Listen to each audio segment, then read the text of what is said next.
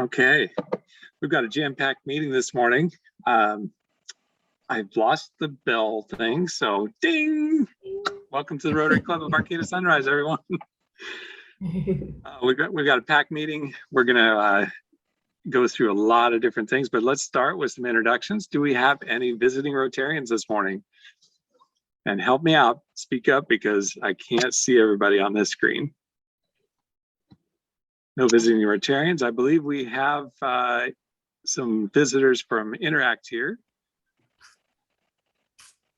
Hi, I'm Lila Cohen. I'm from the Interact Club at Arcata High. I'm vice president this year. Let's see. I was part of the youth exchange group for 2019 or 2020, but it got canceled for COVID. Yeah. Let's see. So right now at Interact, we are working on doing some bathroom murals at the school because we found that a lot of the, and Charlie's helping us with that, but a lot of the bathrooms that have gotten painted and decorated, there's been a lot less vandalism, so that's been really effective. We are going to do help out at the Redwood Montessori Community Garden project. Let's see, the 2 weeks from now, and we are planning to do some sort of international project fundraiser to replace the spaghetti dinner, and we're working on planning that right now. And as well as Coats for the Cold is something that's like a long-term project we're working on. Thank you. Fantastic, Lila. It's great to see you back around, and thanks for introducing yourself. We appreciate it. I do believe we have some guests of Rotarians. Brandy, did you have some introductions? We've got one other interactor here. Oh, okay. Very good. Thank you. Hi, I'm Sari. I'm president of Interact. Hi, Sari. Welcome back. We really appreciate having you here every week. This is great. Okay, guests of Rotarians? I believe they're running a little late, but Angela Robershot from Service Master by Chronic and Tracy Day with State Farm Insurance will be joining us. Fantastic. Thank you very much. Michael, I'm sorry I missed it. It's hard at work, but thank you for being a part of, from what it looked like to me, leading yesterday's Veterans Day flag lowering ceremony. Did you want to say a few words about that? Yeah, it was a great experience. Thank you to Sunrise Rotary for the help and being there. It looked like about 5 minutes to 4 that it was going to be a very small group, and then all of a sudden everybody showed up. So, and it went off very well. Channel 3 Redwood News came out towards the end and interviewed people and talked to people. So that was kind of neat. So it was a good experience. Thank you, everyone. Wonderful. Thanks to everyone who was able to attend. I apologize for my ignorance. I don't know who the veterans are in our club. And, I'd just like to say thank you for your service. And we do honor and appreciate you. If any of you at this moment have something you'd like to share, I know many of us, if we aren't veterans ourselves, have had veterans serve within our families. And of course, that has a meaningful and lasting impact on the whole family. So just wanted to give that opportunity for a minute to say a little something about your experience. And it's okay if you don't want to either. All right. So holidays, we are in full motion. I know that Jeff and Lisa probably have a little something to say about what the action items are for our club at this time. Take it away. Thank you, Ian. Yeah, Taste of the Holidays. About 30 vendors. Can you hear me? We just lost it for a moment. Go ahead. Sounds like we got you back. We have about 30 vendors, and there are still more to be added. This year's gift bags will be filled with a lot of sweet and savory products from all of our local vendors, and the event is already being advertised and posted on social media. I would really like you to pass the word to your friends and share it on Facebook and or Instagram. We have a wonderful committee, and after I finish here, if anybody wants to chime in and add anything in, that would be great. We're asking our members to either donate 1 bottle of wine or $25. That would just help us subsidize the funds that we are putting out to pay some of the vendors for some of the product that they are offering. We have the poster, which you see right now, and if anybody wants to print it out and post it up at their office, that's a great way of advertising also. We have 250 bags that we are selling, and I'm not sure what the count is up to date. I believe it was around 40. Okay, so we need to spread the word. We've got 3 weeks to get all that out there, and Sign Up Genius is open and there's slots to be filled. So if we all work together, this will be a very successful event. And if anybody else from the committee would like to chime in, feel free, please. Yeah, Lisa, I mean, I think we just had a question from Scott Heller of how can you donate to TOTH. What would be the best way for everybody to get the $25 to us? Is that Venmo? And then with bottles of wine, where do we want to drop, either drop off, or either you or I can pick up to either at the Griffin, or? Yeah, you can drop off at the Griffin, and or you can send a check to our PO box and it'll be picked up, and or you can Venmo. You can drop a check by my house or a bottle of wine by my house. It's whichever way, or we'll pick up. That's not a problem at all either. Do you mind if I jump in and ask another question? Sure. I'm sorry. The wine, is it for distribution or is it for auctions items? What's the kind of wine you're asking for? The wine is to go into the bags. That's what we're asking for, because we're not doing auction. Yeah, it doesn't have to be an expensive bottle of wine. It's just, mediocre. And you need multiple bottles. Preferably local. Yeah. Yes. Thank you. Thank you. Well, thank you, Lisa and Jeff. Right now we're at, as of last night, we're at 39 tickets sold and 2 sponsors. So there's plenty of opportunity for other folks to get involved. And I do hope that each and every one of you, I've been following, excuse me, our social media advertisement, and it has been effective in reaching people and generating some new clicks all the way through to our website for purchases. So please do, we've got 76 odd people in our, well, I'll say I'm odd, 76 people in our club right now. And that amplifies if everybody takes just a few moments and likes it, saves it, comments, and shares it. It really does help get those tickets sold. You can also ask Lisa or Jeff for that flyer, and they will email it to you if you prefer to share by email, or you can then print it, of course, and post it as they suggested. So thank you, everybody, for continuing to help with that. Real quick, I missed an introduction. Sean McLaughlin is on the call this morning. He will be our featured presenter. Hi, Sean. You want to say hi? Sure. Aloha. I will put my camera on when I do my presentation, but I need to note in my introduction that I am a Rotarian, Paul Harris Fellow, joined back when I lived on Maui a long time ago. So thank you. Thank you, Sean. Okay, speaking of things that you can do right now, today, for our Taste of the Holidays, backpacks for kids, and coming soon for Transitional Age Youth. Sign Up Genius, AJ is great about getting those out.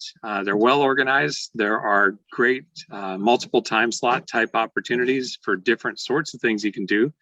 Anything from envelope stuffing, which is, if you've got accessibility issues, that's a great sit down and do it while you're watching your favorite show, or getting together at the site, packing bags, handing out the bags when people show up en masse. And then, of course, probably the most important duty, especially for our host, Vanessa at the Griffin, is the cleanup crew. So you can see there's opportunities for sign up.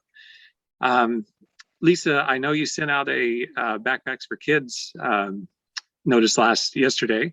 Yes. Did you have anything to say about that sign-up process? How are we doing on filling those slots?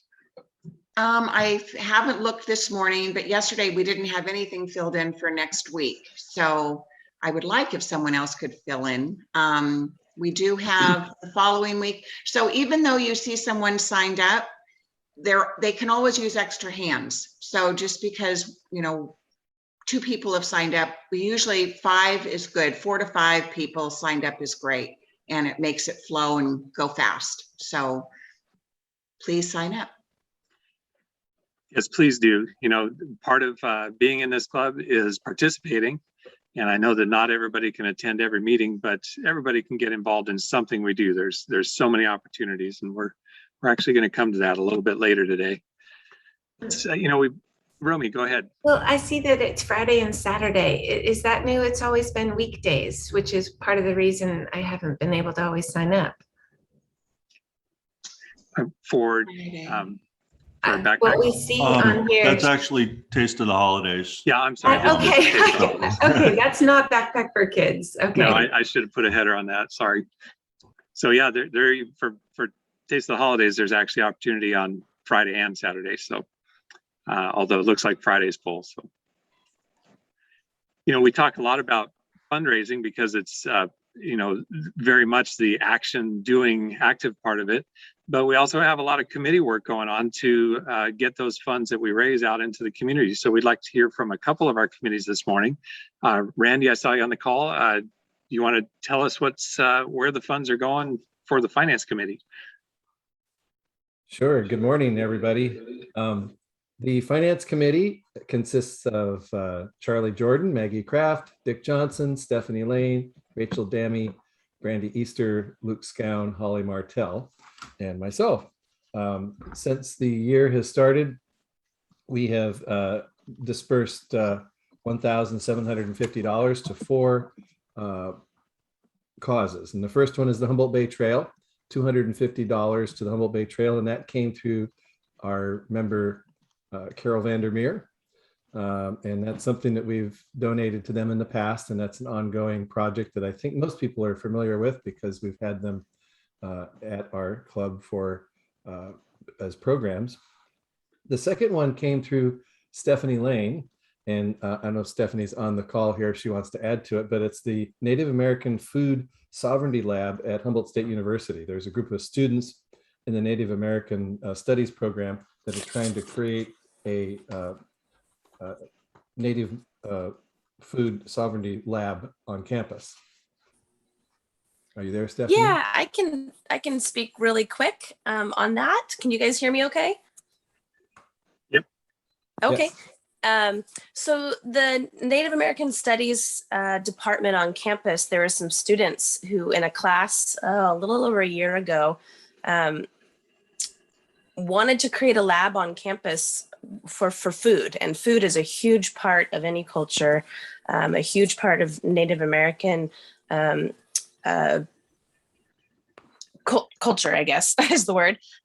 Anyways, the school was able to provide them space, but they needed to fundraise the money in order to make it happen. And it was close to, they needed, a little over $200,000, I think. And I helped them with the fundraiser last year where the students raised about $30,000, and they've been writing grants and trying to raise as much money as they can. And they met their goal, and they just broke ground on the lab this year. Just in this fall. So hopefully by the spring and next fall, actual classes will be taught in there, but traditional salmon cooking and all of the different foods that come with the Native American tribes and the stories that come with that and the culture around it. It's pretty amazing thing. And it's one of only a few in the nation. It's becoming an increasingly popular thing, but it definitely is something I'm really proud that we are helping to support. So thank you, everyone. And did I say that that our club donated 500 to that project? And the next one is Life Care. And it's been a while. Came through Dr. Ann Lindsay And our club donated 500 to Humboldt Life Care. And this is a project that will allow active and engaged community members to remain in the community, to maintain social and family connections, to have choices that support independence and dignity, and to access varied levels of care in a safe and secure setting. And moving to Life Care, Humboldt seniors will free up housing in the community for families. So our club donated 500 towards that project. And the fourth project that we had, Ian said we had 2 to 3 minutes, so I'm moving along quickly here. $500 to Out of the Darkness. And I think we're all, and this came through a request from Romy. And Romy, is there anything you want to add to that? I know that this is something that that's been a great program that our club has supported since it started, but I wanted to give you the chance. Thanks to that. Well, there have been some really incredible support from our club for the Out of the Darkness Walk, which is really building awareness and education. It supports the American Foundation for Suicide Prevention, and such an important thing in our community. Suicide has touched directly the lives of many individuals in our club, and unfortunately, we have over double the suicide rate of the California state and national average here in Humboldt County. So being part of a major event that raises awareness, gets people talking about suicide and funds prevention education is something that matters deeply to our community in countless ways. And so thank you so much to our club for supporting that. Terry and Marty, I believe, were the top sponsors, individual sponsors, and our club was the top fundraising team, and we have been for years now. So thank you to all of you who helped support that effort.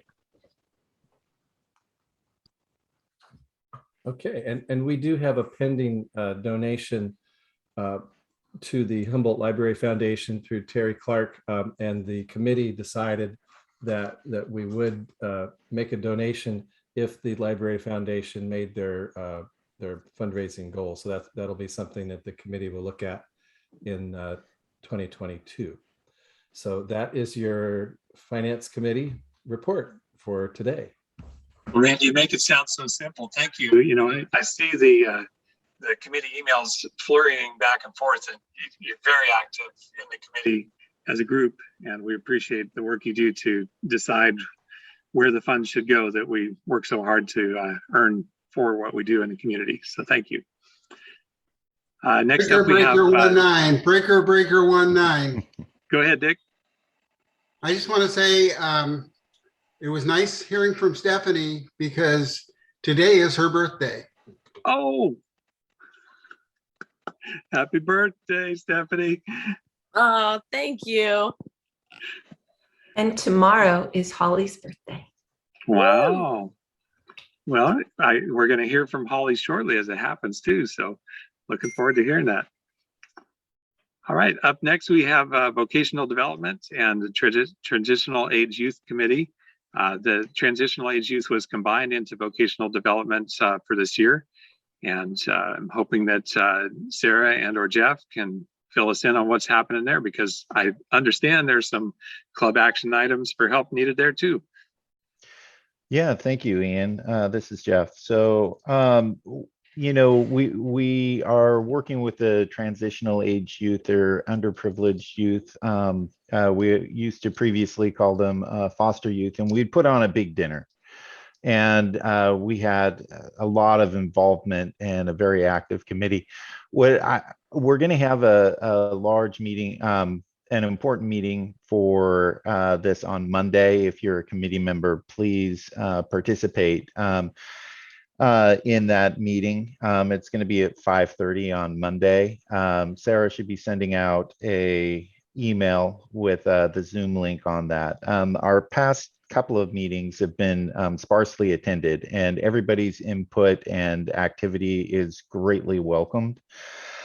We're looking at doing something a little different with COVID. We're looking at doing a movie night if possible. We want to be able to give the kids, last year we did stockings and stocking stuffers. we want to be able to have the kids have some idea of the holidays and to receive a gift. And with that, we are possibly looking at donations from the club, if possible. We're looking at about $2,500 for gift cards to fill the stockings. If you can, please Venmo, get in touch with Sarah or I, would be wonderful. It can really make a difference in these kids' holiday experience. Again, I am going to emphasize, please attend Monday's meeting if you can. Thank you. And for that movie nights, is the idea, if it works out, to have it at the Eureka Theater? Is that right? Yeah, very generous. You know, we obviously have ties with the Eureka Theater, and so they've offered up the venue for us. And so I think that's coming up December 10th. Which is why it's imperative that we have a full committee to basically make decisions and get help for planning and all that's involved. Understood. Yep. Well, thank you, Jeff. Yeah, as always, all of our committees do meet pretty regularly, some once a month, some every quarter. But if you're interested in what you can do to do something more than attend our meetings every Friday, committee meetings are a great place to get a look at what's going on with our club. Charlie, I see your hands up. Go ahead. Yeah, I was just gonna echo what Jeff said as far as volunteers. We will have some positions where it's just like show up and welcome people in, but we definitely the organizational stuff where we might be packing stockings or someone picking up gift certificates. Last year, because it was so last minute, it landed on 2 Rotary members a lot, and you know, most people got to pack.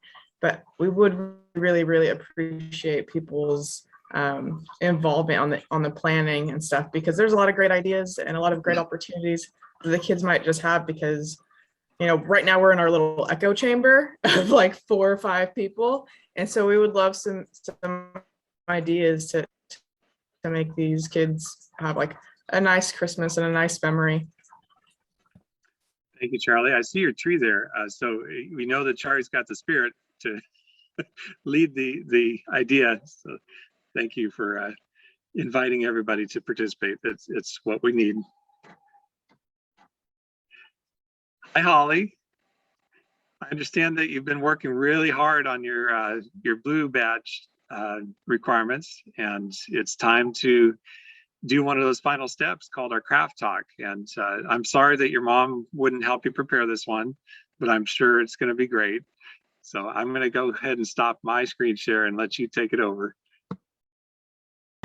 You picked my favorite couple picture of me and Justin. I love his face in that as I'm obnoxiously hugging him. So I am on my laptop. I couldn't help but smile. Okay, so I'm on my laptop, so I will not be able to see you guys once I share this. So bear with me, and I will try to watch the time, but I have no idea how long this will go. All right, let's see. Or I'm gonna mess it up entirely. Okay, can you see it? We got it. Okay. Oh no. Okay, so I meant to start on there, but I have no idea how to do this on my laptop. But so I'm actually, things that you should be aware of is I'm actually very shy. I'm an introvert, but it never ever comes across that way. So if I have a name tag, I'm able to do almost anything in any group. But if I am alone in a room, I will be in the corner. So just watch for your little friend Holly. I've learned to say yes to everything because I used to just say no. And that's how I get to be part of really fun and amazing things like Rotary. It's how I've started really having the most fun in my life. But no one ever believes me when I say I'm shy, because if you laugh at one of my jokes, I will never stop trying to make you laugh again. And it's, so be careful of that as well. This is my family. My parents are in the picture that I'm. My mother, Alex Reed, my stepdad, Jay Van Reed, and my sister, Heather Martel.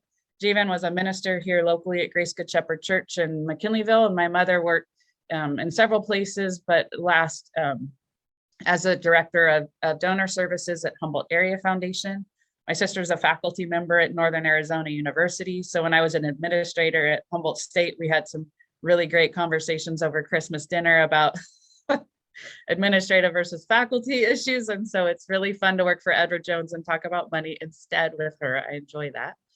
And then those are my in-laws, Patty and Dennis McDonald. They owned Arcata Auto and they had local hot rods. So they were pretty big in the community. If you ever saw a blue Lincoln winning a car show, that was theirs. I have a picture, come on, for grass.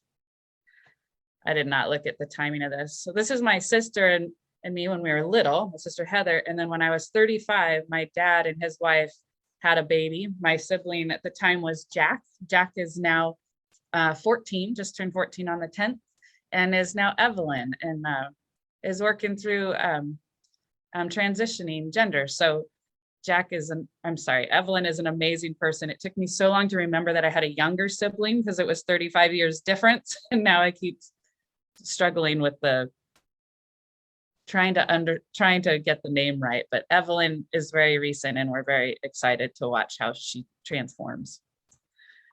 Come on. So this is our engagement photo. I met my husband, Justin, 10 years ago. And we thought that if we were going to try to get 4 dogs and 4 kids into a picture, we should make a joke out of it. So we got Justin in his class A to make him look serious. And then we got all the kids. And the funniest thing happened was all the dogs and all the kids and all of us all smiled and looked at the camera at the same time. So we actually had to pose for the chaotic shot. But this is one of my favorite family photos of us. So I met Justin actually volunteering at the housing emergency sim. I was working for housing at the time. I brought my son to volunteer and he was the trainer. And the first thing he said to me was, "Did you go to Pacific Union School?" And I said, "Yes." And he said, "Did you go to Arcata High?" I said, "Yes." And then we just started talking. We had known each other for years. His mother was the crosswalk guard. So part of being married to the fire chief means that you are the best bureaucrats together. You are public servants. You get to see someone who really loves the community in action, but he's also one of the silliest people I know. And one of those other funny things that came up is his avatar app suggested this silly cartoon for us. And it's even better because as bureaucrats, I'm not allowed to go down the fire. I'm not allowed to go down the fire pole because for safety reasons, no one can unless you work for the fire department. So I love it even more because both of us follow all the rules and I've never done it. But this is also Justin when I met him with his 2 boys. We went to Disneyland together. So he's a fun guy. Get to be in a lot of parades when you're married to a firefighter. And it was one of my first introductions to Rotary because I got to be working at the dinner when the firefighters were partnering with Sunrise. So let's see here. So we have 4 kids. This is my daughter, Kelsey, and her husband, Robert. He's a mechanical engineer and she's a veterinarian. This is her picture with her 2, the grand dogs, Eli and Millie. And then we have Alex, I call him Zan, Alexander, and his partner, Brittany, in his car. I asked them to send me pictures of things they love, other than me, of course. So this is my kiddo. He's in Chico, it's his 3rd year. And then we have William, and William actually asked in all seriousness to be buried in this truck because he loves it so much, but we're just keeping him alive instead because I don't know how to pull that off. And he is a great kid. He took a gap year. He's been working for Lube Central and he just joined the CR Wildland Fire Academy. And that's his partner, Angel. And then we have our baby who's a senior at Arcata High, Harrison, and his girlfriend, Kaylee. And he's an avid hunter, fisher, just woodworker, one of the sweetest kids. I know they all are. And he's still figuring out what he wants to do next. But this was a fishing trip we all got to go on. And I love his little face in it. Let's see. Our claim to fame is we have 3 dogs with 4 eyes. We somehow have 2 one-eyed dogs, the little ones. And that's a longer story, but there are special little creatures and they go everywhere with us. You can see that they're not at all spoiled, but they're so fun. So during COVID, ended up getting a 92 Jeep, and we drive all over the place with it. It turns out our little princess Bichon Freeze loves it the most, and she just sits there with her head stuck out the window. I had to get her a special little seatbelt leash and harness so that she stayed in the vehicle. But we have gone on so many back road adventures and up in the mountains and just looking at breathtaking local places here. Some other things that we do, we have a lot of fun together. Again, I don't plan anything, but I just say yes and go to everything. So we go skiing. This middle picture is my sister and I ran a half marathon on the rim of the Grand Canyon. That was interesting with the elevation, but we did it. And then the picture of Justin and my parents, we go to Steelhead Lodge every year for his birthday. One of the things I did 10 years ago, because I was such a control freak, was jump out of a plane. And that was probably one of the best things I ever did. If you need to let go of your control freak, free fall. So it was good. Let's see here. These are my two work families. I was really lucky working at Humboldt State for so long. This is actually, I wore a red dress at my wedding with Justin. We were married on the 4th of July. And I am so lucky with the people I have got to spend my work life with. And then here with Edward Jones. And I think the people we spend our time with are really important. And I love both groups of people are dedicated to public service, being active in the community, diversity, equity, and inclusion. And I just have had so much fun in my work life here. I'm very blessed. And then let's see here. I think I got a fun facts about me. This is my bookshelf. I always keep a bookshelf to try to represent all of the different aspects of myself or as a conversation piece in my office. All of the books about leadership were because I got my master's in public administration in 2017. Then I have books about knitting and gardening, and I used to knit baby sweaters. I quilt. I love humor. David Sedaris is one of my favorites, poetry, birds. So I just kind of keep this around so that when people come in, they can get a sense of who I am, and it makes some fun conversations. I'm almost done, I swear. I also during COVID picked up a houseplant issue. So if anyone wants to trade cuttings, I am your gal. I counted last night, I have 75 plants in my house. So I can hook you up if you want some more. And then I think these are the stockings. So this is my one little, my craft thing that I do is I make felt stockings for people that are personalized. So like my daughter and her husband, they only had one dog at the time. So they got one with their dog Millie on it. And then Justin has this firefighter nutcracker. So I did that. Will is an avid shoe fan. So he got a shoe and his hamster. And then Harry loves to go up into the mountains. So he got the 3 dogs in the snow. But I just really enjoy doing these things and just making it up as I go. I think that's it. And that's us. That's me and my family. Holly, thank you so much. You know, I'm an introvert like you too. I can be highly functioning, but at the end I've got to go home and be alone. But you know, you did a great job of really introducing who you are to our club, and we appreciate that. It's like going to a party without losing all the energy. Yeah. Well, thank you very much. It's been really fun to be a part of this group. We're glad to have you with us. All right, next, Howard, I've got an option here for you. We have about 8 minutes before I really need to hand this over to Sean as our featured presenter. So I would like to offer you the opportunity to do your train trip now, or I can hold it for next meeting. Totally your choice. I think I can do it in 8. So let's go. Let's do it. Can you make me the host so I can share screen with the? I sure can. There you go, Howard. Okay. Let's see if I can make this work.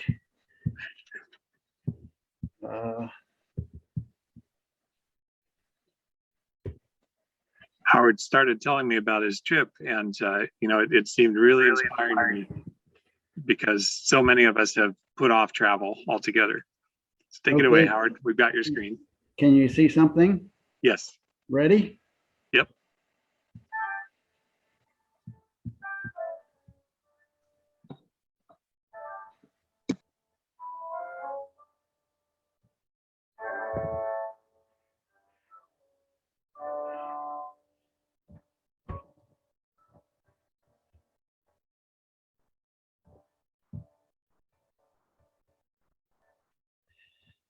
So I bet most of you don't know that I have a famous brother. My younger brother, George, back in Somerset, New Jersey, playing the cathedral organ that's in his house. And he's a renowned J.S. Bach scholar. He's a professor at Rutgers. He's published many books on Bach. He's also been dean of the Graduate School of the Arts at Rutgers. So I haven't seen George for several years and wanted to go see him. My wife, meanwhile, we love to travel and we've been very antsy during the pandemic, but we realized with 3 shots now, we could actually travel, at least in the United States. So we began to think about how to travel and decided on a why not take an Amtrak train trip around the country. So I want to show you some slides, just a brief summary of our trip. Let me go back here and show you a map of our routes that we plan to go. Is everyone hearing me well here? I hope so. We plan to go on the dark blue route east, taking the Amtrak bus down to the Bay Area and then from Emeryville to Chicago on the Amtrak train, and then spending several days in Chicago, then on to Albany, where we picked up a rental car and drove through New England to see the fall foliage. We spent several days in Boston, then several days in New York, several days in Washington, and then we came back. The southern route, that light blue route on the map, that took us back to Chicago and then down towards Los Angeles. We got off at Albuquerque to see some friends. And then after 5 weeks, we figured we'd be ready to get home. So we flew home, thanks to Greg Foster's arranging a direct flight from Phoenix. We arrived in Arcata at the end of our trip. So let me show you some slides then.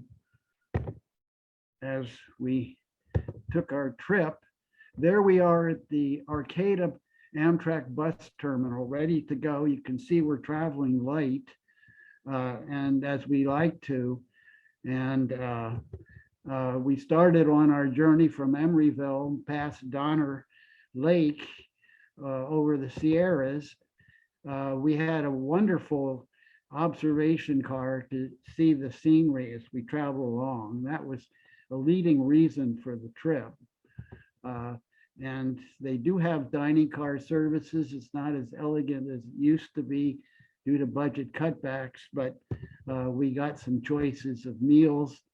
We went through agricultural valleys in Nevada and then desert valleys in Nevada. We began to hit some foothills of mountains as we moved past Nevada into Utah and then Colorado. We traveled along the Green River going into the Rockies, and we arrived at Chicago at the marvelous Grand Union Station there, and spent several days in Chicago. We were amazed at the skyscraper skyline, and their most recent architectural firm is led by a MacArthur genius female who designed this tallest building you see in this photograph. We went to the Millennium Park and saw Fitzer Stadium and the Frank Gehry structure there, the architect. This is where Obama gave his first speech when he became president. We went to the Art Institute there, an amazing museum. This is one of my favorite paintings, the George Seurat painting of Sundays in the Park, La Grande Jatte. There's Van Gogh paintings there. There's a Grant Wood painting that's one of our favorites. You know that my wife is an artist, and she was inspired by that to create this painting by Grant Wood is called American Gothic. She created a Humboldt Gothic. painting.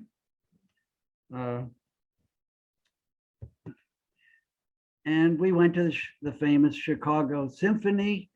We had to show our vaccination cards to get in. We went to a Banksy exhibit, the famous graffiti artist.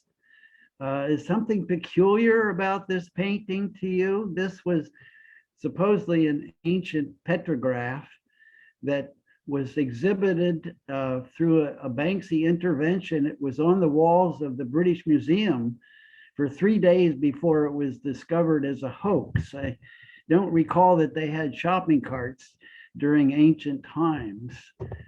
We also saw a Banksy girl with balloon that sold for £1 million at a Southby auction. And right after it sold, it self-destructed with a paper shredder that was embedded in the frame. And the new owner actually got the last laugh because he most recently sold it for 25 million, this destroyed painting for $25 million. We went to the White Sox game. The Cubs were not in town, but we saw a great baseball game. And then we went on to Albany, and when our rented car traveled through New England to see the fall foliage, we were a little early because of global warming. It's occurring later now. We did see colonial buildings in Maine and enjoyed lobster on the coast. Here we are at York on the Maine coastline where we took a walk along the ocean. And then we arrived in Boston. My wife had arranged an Airbnb right in Beacon Hill. It was marvelous on this street, just a block away from Cambridge Avenue, which is one of the main streets in downtown Boston. And we took the Freedom Walk there to see the Constitution Hall and Paul Revere's building. And we went to the Commons, Boston Commons, to see the bench that was featured in Good Will Hunting in the famous scene between Will and his psychiatrist. We then went on to New York, where we took the High Line Walk, the elevated train route that's now been converted into a marvelous park. We also saw what's called Little Island. It's an artificial island off the southern tip of Manhattan that has, as you can see, varied elevation to it and lots of vegetation to simulate a kind of a mountainous walk for city folks. We loved the restaurants at the cities we went to. Here we are at a Spanish tapas restaurant in New York City, enjoying some creme brulee dessert. Finally, here in New York, I was able to visit my brother George and in his house, and we were aiming to go to where I grew up in Hershey, Pennsylvania. There's George again at his cathedral organ in his house. His wife is also a professional organist and professor at Bard. Now we traveled to Hershey, where I grew up, and nearby Gettysburg, where my relatives lived. This is the train station that the original train station that was there when Lincoln arrived for his Gettysburg address. And this is the Gettysburg Cemetery where my parents are buried. And up the hill there is the spot where Lincoln gave his Gettysburg address. Quite an amazing place to be buried. We went on to Washington, and a highlight there was the African American Museum, which we were very inspired to see. The top 3 floors are devoted to African American accomplishments, which are just numerous. And the bottom 3 floors that are underground, symbolically, are devoted to the history of slavery, the horrors of slavery, the centuries of slavery and an additional century of segregation that they've gone through, which is very moving to see. A highlight of the upstairs was Chuck Berry's famous Cadillac. And then we took the train back to Albuquerque. There's prairie country in Kansas. And in Albuquerque, we visited some good friends of ours. And then finally back we went by plane. Actually, we had gone into the desert outside of Albuquerque to see the petroglyphs there. So that's it, Ian. And I can turn the Thank you very much, Howard. You know, I feel relaxed after that. You know, you usually travel kind of planning for it, and sometimes executing it stresses me out, and that's inspiring. You know, we've got things we could do and be okay out there, right? Yes. Thanks for sharing. You're welcome. Okay, up next, we are going to go right to Sean, our featured presenter from Access Humboldt.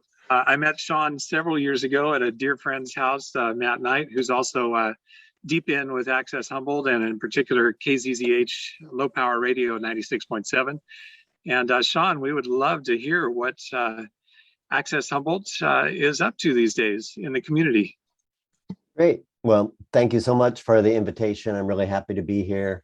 I'm sorry that Monique could not attend. She has a new baby who sets her schedule, I think, for her, at least part of the time. So, but I'm really happy to be here. And I guess I was going to start with a little joke, but I'll just start by thanking Howard for the tour. And I was reminded that 10 years after I started working at Access Humboldt, I got to give a talk at Constitution Hall in Boston at a national conference where the efforts of our community were being recognized nationally. So I'll just use it as a brag to say that you might be surprised to know that that the work that our community has been doing in community media and the intersection of media and broadband has been nationally recognized now for over a decade. And I'll set the stage for that by giving you a quick update on what we're up to. And I'm going to jump right to my shared screen. What I want to do here is show you. So are you seeing our website there? Great.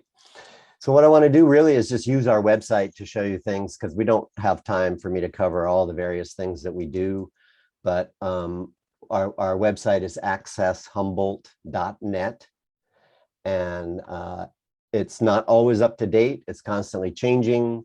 It's quirky. It's on a free platform. We use the Google platform to do this. And so I'm going to partly just show you how to find things on our website. I'll go old school, which is not, so the buttons will do their things and you can play with those. But I'm going to go old school up to the top line here. And where we are is at the home page, right? And that's where we are. We do have a live stream now, which I won't click because that loads a whole player for our channel. So there's a live video channel available on that link. If you go to the About link, that's some of the things I could share with you for those who aren't familiar with Access Humboldt, sort of share with you some of our history and where we are at. And one thing that I want to point out is the way our website works is if I click on the About, I don't get just this list. These links underneath actually lead me down very directed paths. If I just click the About by itself, I get to a whole page, which is the About page. So when you're using our page, don't forget you can just click on the top lines or you can click on the menu items and they lead to different locations. So I'm going to go ahead and follow the About page here and let you know that Access Humboldt was created by local organizing that ran for at least 5 years before I got here, maybe more like 10.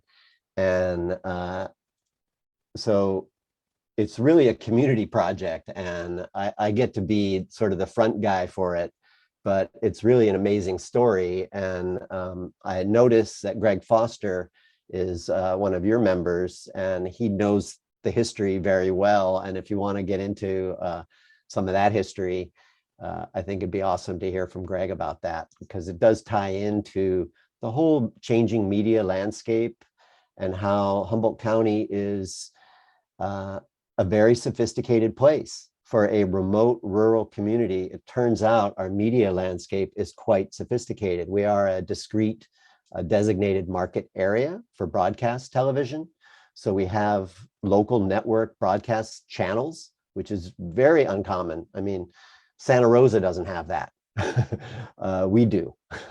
It's just the nature of the way media works. So we're a discrete broadcast market.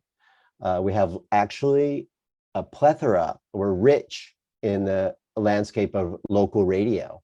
We have locally owned and operated broadcast radio in quite a bit of depth here, both commercial and non-commercial. So just to sort of set the stage a little. So when Access Humboldt comes on the scene, we come in this niche, which is, hey, turns out that Cox Cable, now Suddenlink, is responsible to the community through a social contract that in legal terms is called a franchise, a cable franchise. And the local governments negotiate the local franchise, and they require this company that's using the public rights of way to compensate our community by setting aside channels on the cable system and resources to build a community media center and to operate those channels. So that's the birth of Access Humboldt, is a smart community figuring out that, hey, wait a minute, historically, the cable operator has negotiated with each city individually and never done enough to reach a critical mass to create a successful media enterprise. There's a history of really interesting, Arcata had a ACAT, those who might remember that, was an early experiment that was kind of under-resourced, and a lot of lessons were learned, but it failed ultimately. So all the local governments got together and they collectively bargained with Cox, now Suddenlink, to negotiate the franchise terms and build Access Humboldt. So there was like $750,000 to build a media center at Eureka High School. There was channels set aside. There's ongoing funding that we use. And so with those resources, local folks here organized, and they did a national search, and some friends of mine contacted me. I was living in Hawaii at the time, and said, hey, did you ever think about doing a startup in a really cool community? It's kind of like an island. They said, maybe you could do it, because everybody else they talked to was like, what, out where? And I was like, yeah, sounds cool. So I came and visited, and I found out certain things about the community and made the jump. And so I got the privilege of being the startup executive director for Access Humboldt. And but really, it's a testament to the community being organized, and the fact that you could get the county and 6 cities to work together in a political context. So anyway, so here's our vision for where we're going. And I'm just going to use this page as a really very shortcut to show you the overview of what we do. So we run channels on the cable system. We provide free airtime to any resident of Humboldt County or adjacent tribal lands. So we have free airtime for people to share their programming on the cable system. One of these channels, Educate, which is on the list there, we actually rebranded. That's now our streaming channel. So if you look at the live stream, you'll see that there. And if you go to the watch link on our website, all the schedules for all these channels are available in advance. You can go on our website and look up all the schedules for what we're airing on the channels. So that's TV. A very important service that we added a couple of years ago. Actually, I'll jump to that and show you the timeline in just a second, is Kzzh 96.7 FM radio. We launched that prior to the demise of KHSU, and designed it really to fill the niche of what wasn't being done. So it's not a music station, it's a public affairs and local voices station. Matt Knight runs that. And like I said, I'll take another minute and come back to that. The other thing we did from the outset was Access Humboldt is actually a late arrival in the landscape of community media across the nation. Where I came from in Hawaii, they were early adopters and still have the largest and most funded and resourced community media in the nation in Hawaii. And that's because of the state regulation required them to set aside 3% of their revenue for community access. Here we get 1.4% of the, so we get less than half that in a much smaller market, just in terms of scale of what we do. But the advantage we had was we knew when we were creating Access Humboldt that the future was going to look very different, and that we had to be on multi-platforms, and that cable TV was not going to go forever. People now, as we see now, get their information online. And so we immediately started working with, we found YouTube too constrained. At the time we started doing this, YouTube had limits on quality and duration of videos that they would host. So we partnered with Internet Archive and built a whole community media archive that hosts all our original content in the highest quality that we can deliver it. So you will see on these links here, the latest content, and search the collection, you'll see about 7,000 local videos, and they're being added all the time. And that's so that people with internet access can find the content that we offer. And then we added the streaming channel more recently. Really, it ends up being the last thing I talk about, but it started off being among the first and most important things we did was support production for people who don't have the resources or the training, that the knowledge they need to make video programming. So we have a fully equipped TV studio. We have a remote production gear that we train people to use and then check out for them at very low rates. It's basically just to cover our costs. And that's been a very changing landscape, obviously, with the changes of technology. Let me just take a breath and make sure if I'm missing anything in the chat, let me know, Ian. Otherwise, I'll just touch a couple more things and then I'll jump. So Kzzh, I do want to take a second and talk about Kzzh. That is also available online if you're outside of the listening area. I highly recommend you don't know what you're going to hear there. It varies a lot. You are invited, if you have a podcast or want to produce a podcast or a message of your own, we invite you to create that content and share it. We have free airtime for you, as long as it's non-commercial. Now, radio has a couple of different criteria. You cannot use profanity, and the commercial restrictions are a little tighter on our radio station than they are on our cable TV. But essentially the same offer applies as with the video. That is, we want your content, that anything you'd like to share with the community, we're very happy to receive it. You can send us a link if you're already using YouTube and you just say, hey, that'd be cool to share that on the Access channel. Just send us the link and fill out and you fill out a very simple form, and then you tell us, yes, please air this, and we put it on the cable access channels for you, and potentially on the radio as well. So what I want to do, so here's the coverage area. It's a low power FM radio, so it's really not the whole county wide. One of our strategies has been to do a lot of collaboration, and this is typical in all of our work. We collaborate with everybody else, and anything we produce, we share out and make available to any other radio station. We invite other stations to share content with us. You'll hear original content on Kzzh, you'll hear shared content. I think KZZH was the first radio station to air regular Spanish language news for the local community and continues to be a primary source of Spanish language radio content, original content, Radio Centro. We help produce that and air that. And there's a real quick timeline. You see KZZH sort of came online back in 2015. We got a small grant and we launched a station. And as I mentioned, we focused on what we saw as gaps in the existing landscape, media landscape. So public safety, public health and safety messaging was a priority for us from the get-go. That turned out to be very useful when we got into pandemic mode.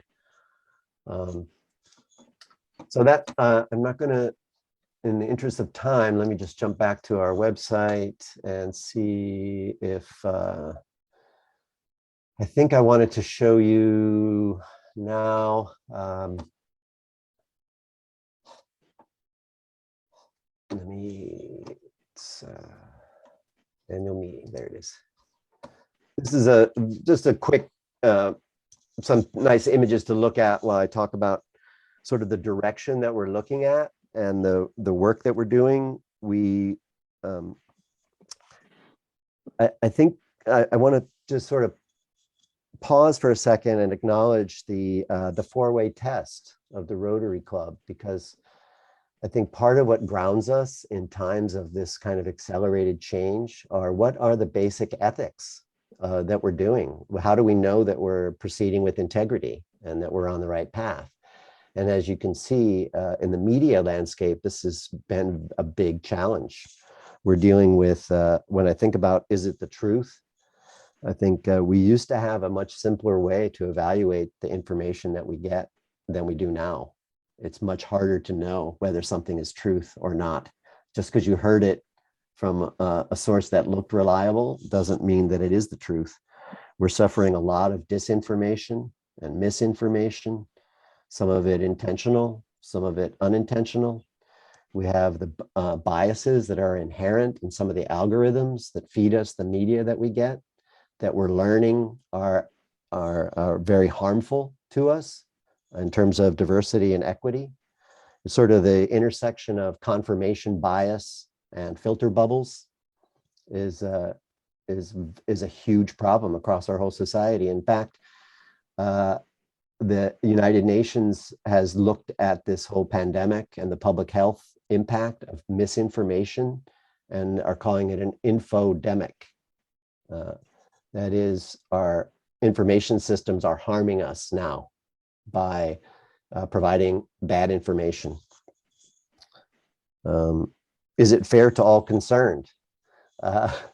There used to be regulations like the Fairness Doctrine. Some people are familiar with that in the broadcast, the old analog media world, that have really gone by the wayside. The way people use media and find media and share media now, the platforms, as I mentioned, the bias of the algorithms is harmful. And we have some significant struggles to attain equity in the way that media serves us. In fact, there's a really interesting new conversation occurring by some of our colleagues at Free Press nationally called, I think it's called Media 2070. And the concept is media reparations, and looking at how actually many of the media fortunes were built off of racist practices and have had very negative impacts in their history. So that's just a fascinating aspect of being in the media landscape. Will it build goodwill and better friendships? I think for Access Humboldt, we certainly believe that holding the door open for everyone is the best thing that we can do to accomplish that. I think, as we've said, though, it's challenging if some people who come in the door want to diss other people who come in the door. Then we have the need for curation and the question of, will it benefit all concerned? Sometimes it does and sometimes it doesn't, and we have to constantly pay attention. So anyway, you know the four-way test, but I wanted to share with you the Society of Professional Journalists Code, which is a four-way test as well. And it is seek truth and report it, minimize harm, act independently, and be accountable. So I think we Rotarians might recognize some of our values and some of the institutions that that we rely upon to inform us. Okay, so that's my setup. So going forward, we tried to imagine what are the areas that we really can help serve in the media landscape. We did a information ecosystem assessment with Internews, and that report is also available on our website. Are we running out of time, Ian? Sorry. Sean, with my apology, if we could wrap up in about a minute. I'm Okay. really sorry. We could listen to you all day, I promise. No worries. Let me just end with this, which is almost like a comprehensive statement. When folks started doing equity statements, we thought our first role was to help everybody else express and share their equity statement. So we were slow to do that, I have to say. On the other hand, we were comprehensive, I think. So this is the equity statement that Access Humboldt's board sort of worked on, reviewed, and this is our current statement of our intention in that regard. And I think maybe that's an appropriate place to leave it. I won't read it to you, but I'll leave it up on the screen for you. And I'll put in the chat my contact info, Ian, if anybody wants to. I'm happy to talk about this one-on-one or anytime. And apologies for running a little long here. It wasn't you, Sean. It was me. I packed too much into this meeting. I appreciate everybody's patience. Club-wise, we do have a little bit of information to go over as soon as we're done for Sean here. I did see one question pop up, Sean. There was a brief point of clarification. Does Kzzh LP is an acronym for something? I know what the LP is. That's low power radio. Right. How did the radio stations get their call numbers or letters? Oh, it's a fascinating process. You have to go through a whole database and find out what's available. And they didn't let us search by entering what we wanted. We had to enter them one by one and find out that every one we wanted was taken. And so then Kzzh is it's not an acronym, it's just the available letters. Exactly. Okay.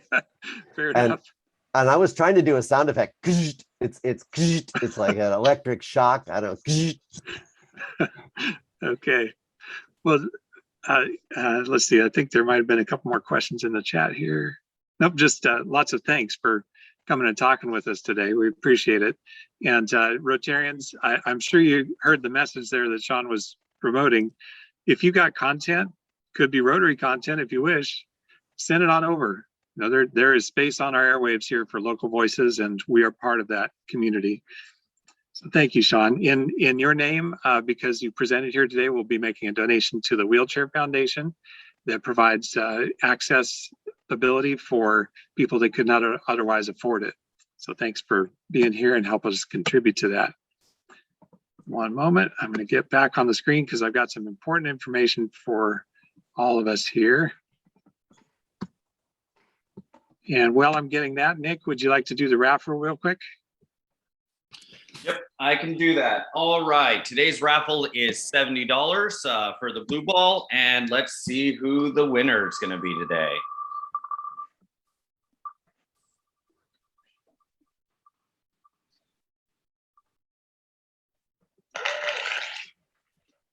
So it'll be Brandy is the first winner. Let's see. $5, I'll pay you through Venmo, and let's see the next.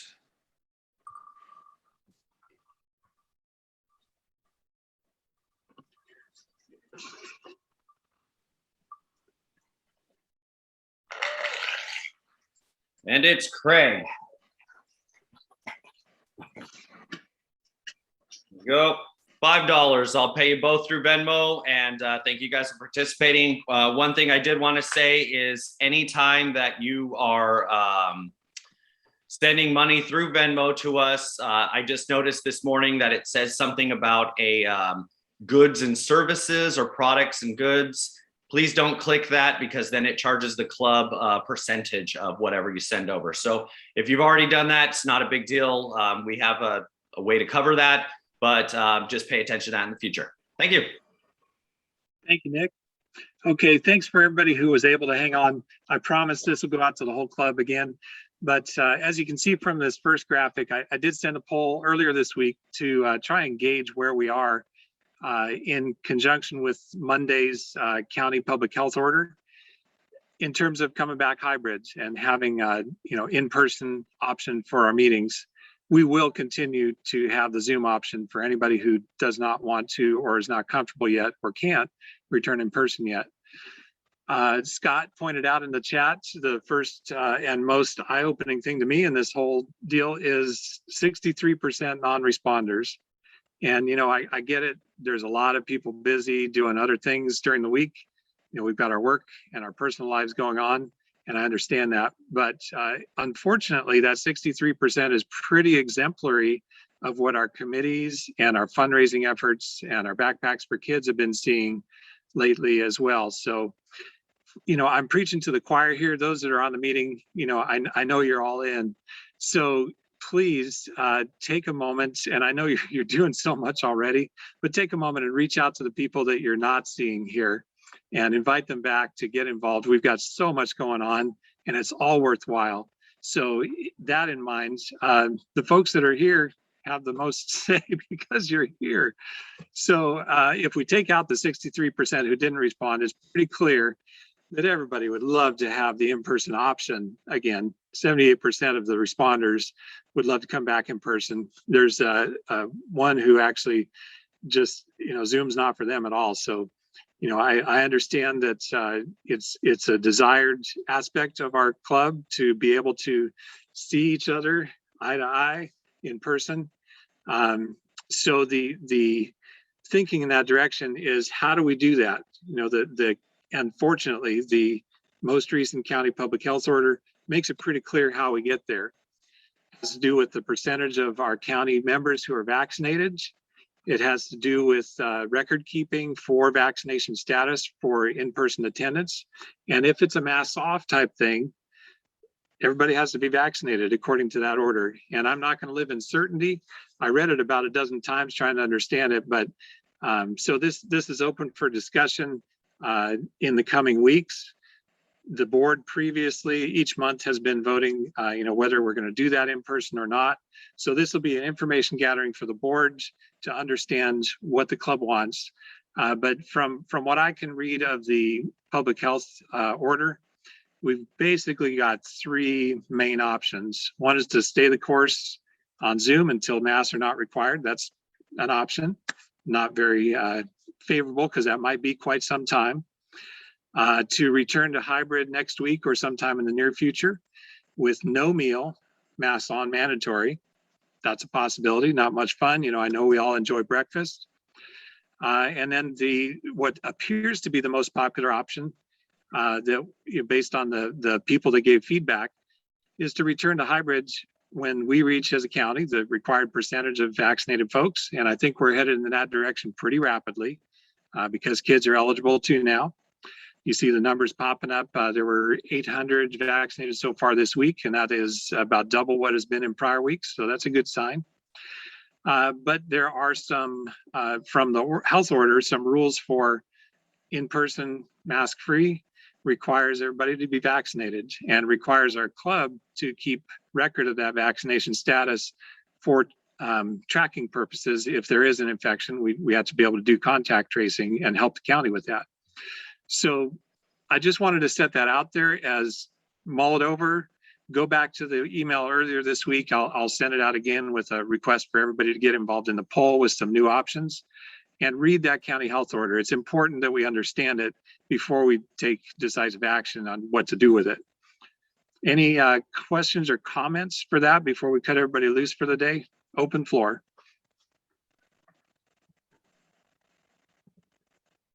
And if you're trying to talk, you're probably muted. Well, how about once a month type of thing to get the ball rolling again? That's a good idea. Thank you, Chris. I'll take some notes here. Same requirements would apply, of course, but that might be an easier thing to do with a no breakfast situation where everybody can attend masked.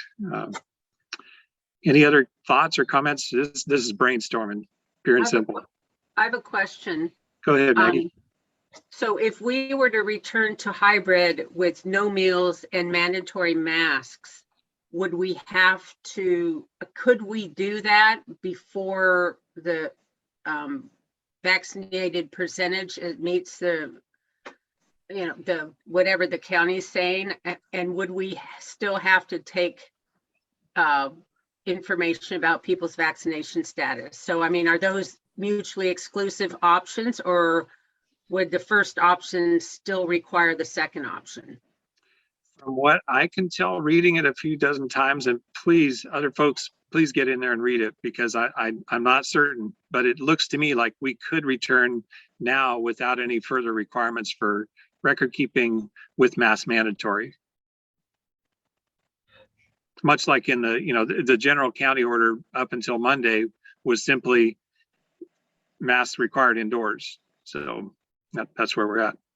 What I'm really confused about, and maybe others know more about this, is with the county health order for masks required indoors, where there are groups of people. I don't know how that works with the restaurants. It's clearly different in the restaurant industry. So, but we're not a restaurant. We're a public meeting space with a group of people who aren't from the same households, and so all due prudence towards, Rotary, one of our core causes is preventing disease. So let's take this cautiously, but in a way that can get us back together for those that want to. Any other thoughts or insights? Again, this can be take-home thinking. It's totally okay. We have the benefit of time on our side. We're doing fine meeting on Zoom. It's not my favorite. I don't think it's anybody's favorite, but it is a very useful tool and has certainly prevented spread in the community through our club. So.